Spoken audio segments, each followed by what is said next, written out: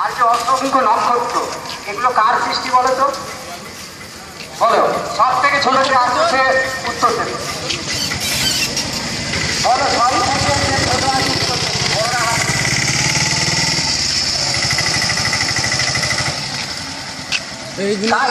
Total তোলা হচ্ছে, দেখেছিস? টোটাল দুটো বেলুন উঠেছে আর তোর এই তো যত পিছনে হাঁটবে তত।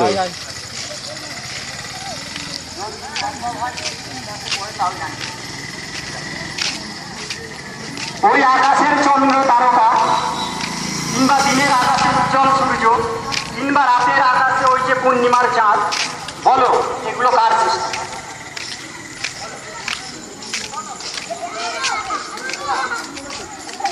আল্লাহর সৃষ্টি। সঠিক উত্তর আছে, ওকে পুরস্কারটা দিয়ে দাও।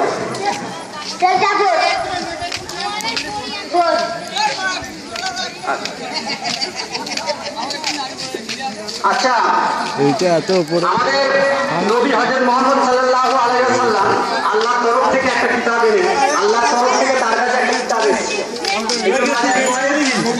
হ্যাঁ হ্যাঁ উপরে যা 4-5 বছরের মধ্যে সমাজের মধ্যে আছে, তারা তাদের মধ্যে থেকে উত্তর দেবে।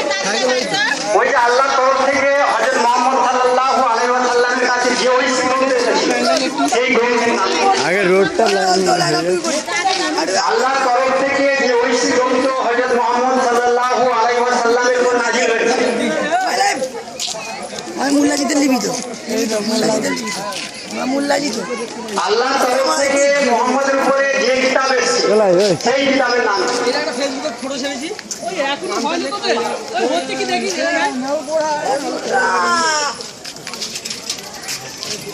চলছে তো। হ্যাঁ কোরআন শরীফ সঠিক উত্তর হয়েছে, দিয়ে দাও একে।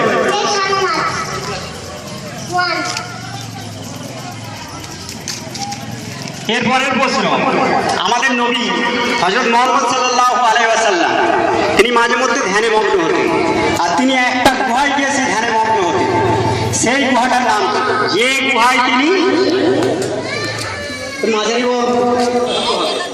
যে গুহায় তিনি ধ্যানে মগ্ন থাকতেন এবং যেখানে কোরআন শরীফ নাযিল হয়েছে সেই গুহার নাম আল্লাহ তরফ থেকে যেখানে সর্বপ্রথম কোরআনের আয়াত নাযিল হয়, সেই স্থানে সেই গুহা, যে গুহাতে মুহাম্মদ ধ্যানে থাকতেন, সেই গুহার নাম। দা দাঁড়া, তোমার একটা বাইরের ছবি ছাড়বো। সঠিক উত্তর হয়েছে, ওকে